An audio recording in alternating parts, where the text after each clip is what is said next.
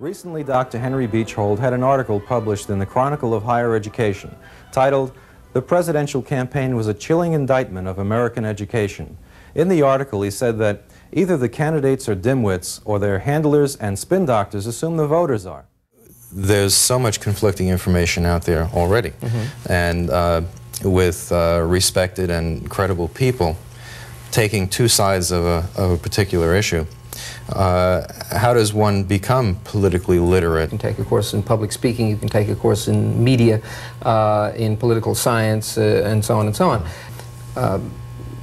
Wouldn't establish the kinds of connections that I think are possible for this kind of super discipline, if you want to call it that, that I simply call political literacy, which then would be, in fact, an interdisciplinary course, self-consciously so, trying to establish that there is, in fact, an important relationship among the study of political science, the study of media, the study of...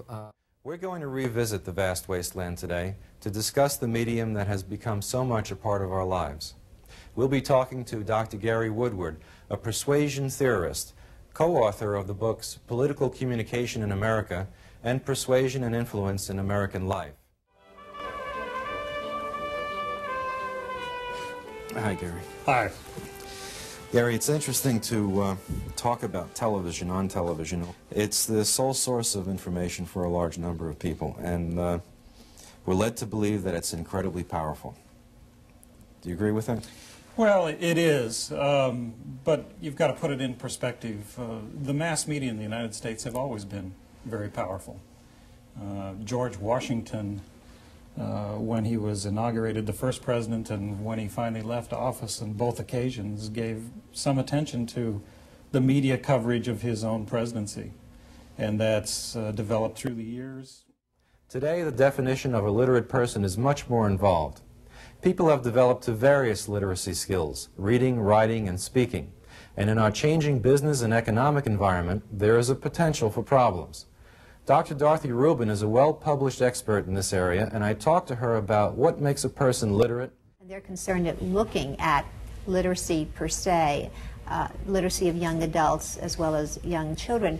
And when they came up with their definition, they talked about being able to use printed or written information to function in society, and that's very important, to function in society to achieve one's goals, and also to develop one's potential and knowledge. The level of illiteracy then may be determined by economic concerns, the businesses of our country, and the corporations, and how they use a workforce? When we talk about being able to function in society, it has to do with adaptability.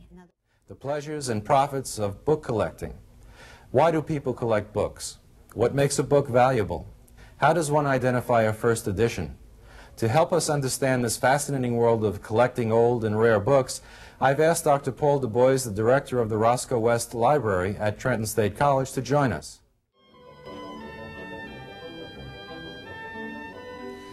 Paul, being the director of a large college library, would it be too obvious to ask you why you collect books?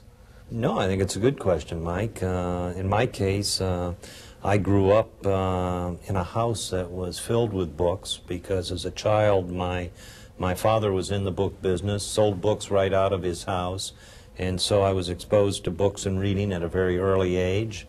And I think like most people over the years, I identified certain books and certain authors that I was very interested in.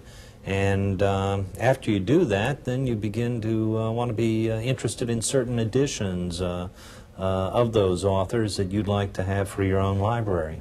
What kind of books? What kind of books do you collect, and where do you keep them?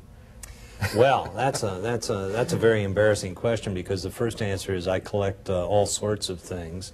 I have a particular interest in 19th century American literature. We begin with the music of Bach. Here's Gabriela Imre.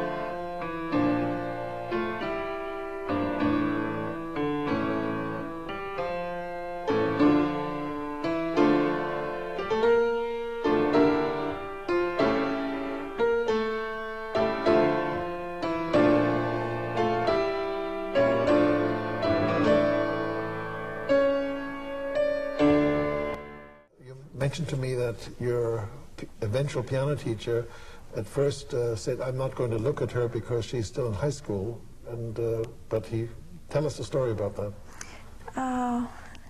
I was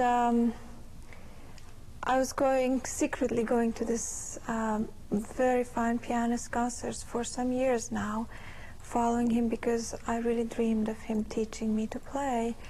So it came to one point where it was really necessary for me to move on.